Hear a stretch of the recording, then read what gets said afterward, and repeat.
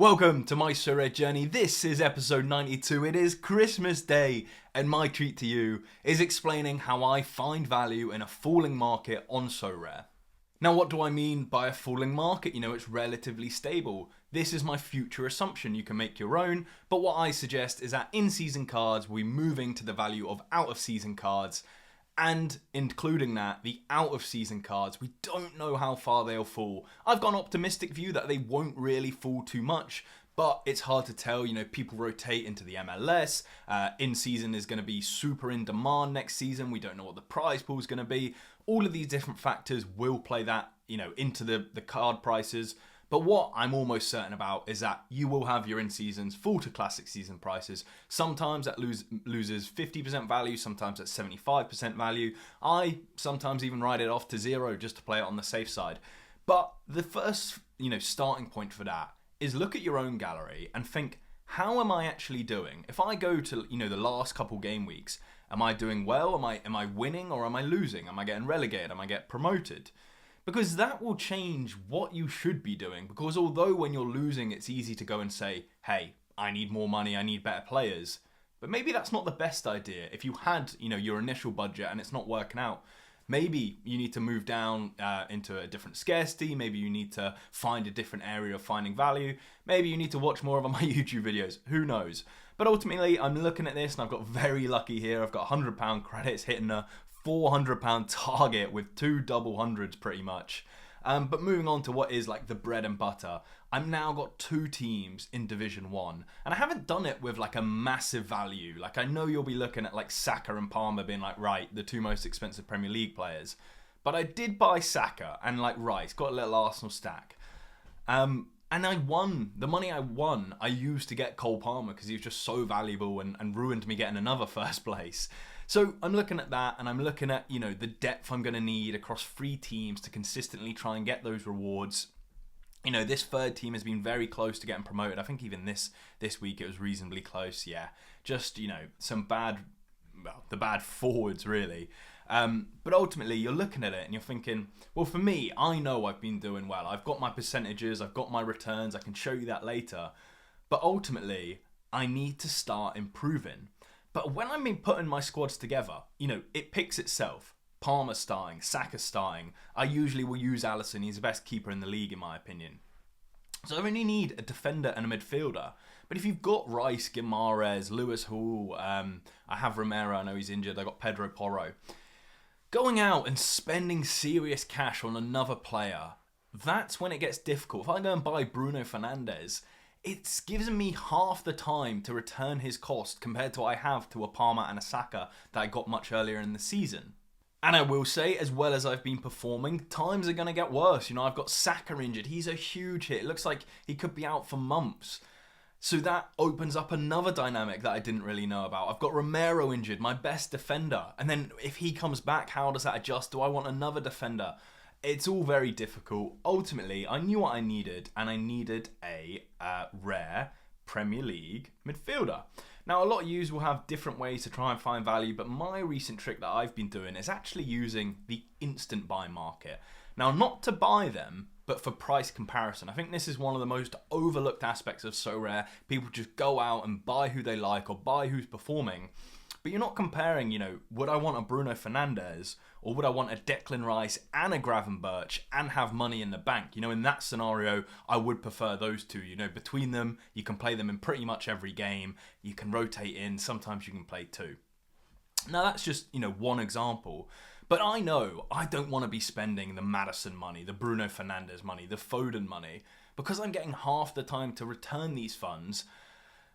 So I'm looking at it and I'm thinking, well, okay, who is starting to look appealing? I'm looking at someone like Elliot Anderson. I'm being like, oh, £147. Those are some really good scores he's put up. But then you've got to look deeper into the play. You've got to understand the player. You've got to understand how they play well and where they play well. Because you can have these great players, but if you put them in training when they're ripping hundreds, it's not going to be helpful. And that's, a good example, I think, of Elliot Anderson, where away to Man United and at home to Aston Villa, he's ripped 174 points. That's hard to predict. He's not going to get the captain's armband there. So then I'm going a bit deeper. I'm like, okay, where else did he score well? Well, he plays well against Ipswich. I mean, which player isn't at the minute? Okay, he's playing Cam here. If you know, he's playing Cam against weaker oppositions like Leicester.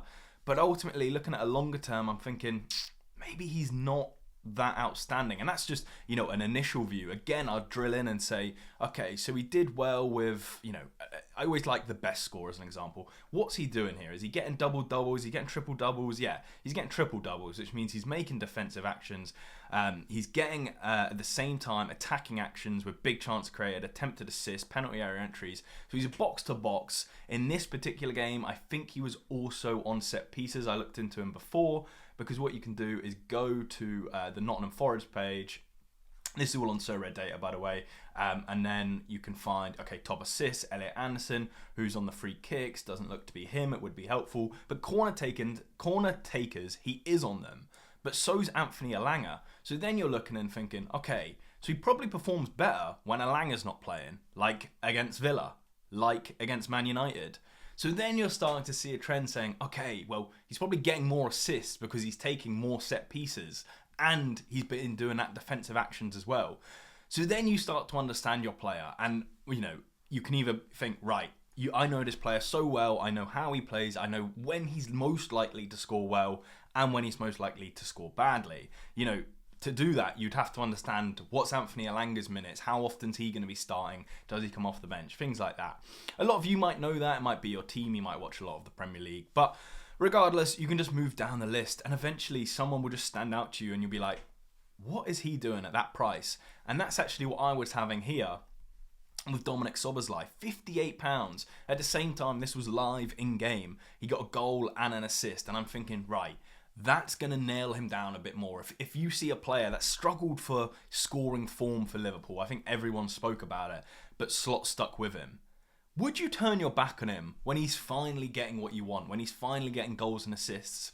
I don't think so. So his biggest doubt is obviously he could get dropped, Curtis Jones is there, but then you're coming in and thinking, okay, now's probably not a bad time to get him, especially if you're seeing a drop in price, which, from the long term, he's recently, and since October, dropped more than half price. And then from his previous sale, which was end of November, he had dropped again. So I'm picking him up for like 70% down. And then this is pure luck for it to happen so quickly. But to bounce straight back up to double the price, that just shows me an example of you found value, you got it, congratulations. It's hard to do and you will get it wrong. I could do exactly the same thing with Bernardo Silva. I wish I never bought this guy. To be honest, I was so biased at Man City having good fixtures. And I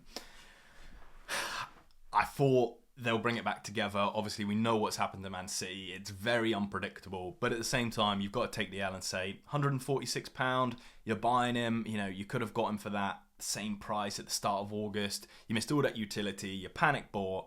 No wonder he's half price. He's still an all right scorer. I wouldn't sell him for £55. I wouldn't buy him for £55. He's just got a stick in the gallery, really. But it's just examples of finding value. My next one, someone I was liking the look at, I don't know too much about in terms of their play, is Yuri Tielemans. So I got a special edition for £76. He's selling for about 72. And just looking at his scores recently, he seems to be improving. Now, I'm looking at tough fixtures against Man City and Nottingham Forest away with 50-pointers. If that's your bad games, getting 50 points, that's fantastic. Now, what does scare me, which I don't know too much about, is his CDM versus Cam. So this is where you can use other sites like Predictify. I've got a little membership there. So you can go over and see, okay, well, is he most likely to be starting as an attacker? Is he most likely to be starting as a CDM? So thankfully, this team expert had done his team at the time I was looking to buy. So you can see Tielemans, he's only starting at Cam at the minute. So you really know that, you're looking for those decisive actions. He can get defensive actions in the attacking games. You'd see that if you drill into his scores a little bit more. That's how you pick up AA. But ultimately, then you're targeting the weaker fixtures. And I'm looking ahead and I'm looking, Brighton aren't in incredible form. Villa should beat them at home. Leicester could get steamrolled by Villa. Everton aren't really fantastic. And then I'm adding additional, Champions League fixtures against Monaco. It's something to think about for me because I've got my Arsenal stack. Then I need to start adding in, other pieces. Just running one, team stack isn't optimal in my opinion. So I'm looking at it and I'm thinking, yeah, do you know what? For me, Yuri Tielemans is value. He's not incredible value. I think, for his price, would you prefer him or Szoboszlai? Gets tight. But ultimately, I'm looking at it, I'm thinking them two together would be better than an Elliot Anderson in my example. Maybe it's different for you at home, but for me, there's better value in having Aston Villa fixtures, Liverpool fixtures, picking between them than, looking at Elliot Anderson against teams he could get steamrolled by, might not be getting all of their set pieces anymore. That's sort of, what I'm looking at. And of course, if you're a league expert, or if you're a club expert, maybe you know more than me, and that is how you exploit value. Looking at my returns, then we've got $200 or about £160 to add to the list for game week 37. So that is going to be another £160. We finished in 12th place, if I remember correctly. I'm a sucker for some good formatting, which gives us a net cost of £1,000. Keep in mind, we've added some recent additions of Liverpool Szoboszlai, Yuri Tielemans, Carlos Miguel is the backup. Always buy the backup because I've got Vicario injured, I got Pope injured, but thankfully I've got the backups ready and waiting to play. Outside of that, Liverpool's Jota and Robinson. So looking at them, I'll just touch them quickly since I bought them. Obviously, Jota is returning from injury. I thought, he was the starting choice. I don't know if he still will be. Got him for 36, going for 60. This is what I love to see on Sorare. When you find value and they're going up in value. I don't know how long this will maintain. Sorare have been pulling in the right direction recently. Just look at the little advent calendar thing they did. That was fantastic. Changing the game week deadline was fantastic. Making some right moves that gives positive sentiment, which makes people want to stay and play the game. But ultimately, besides that, we have Robinson. He just seems like a scorer that shouldn't be his value. 60. He did go up to 135. Now, you do have a difficult decision. When you get £60 players and the next week he's 135, that is a great time to sell. It's harder to sell. It's a lot harder when you've got a good player and you've got these teams you can use in him to sell him. But that would have been a great deal if I did pull it through, but I think I'm probably just going to stick with him.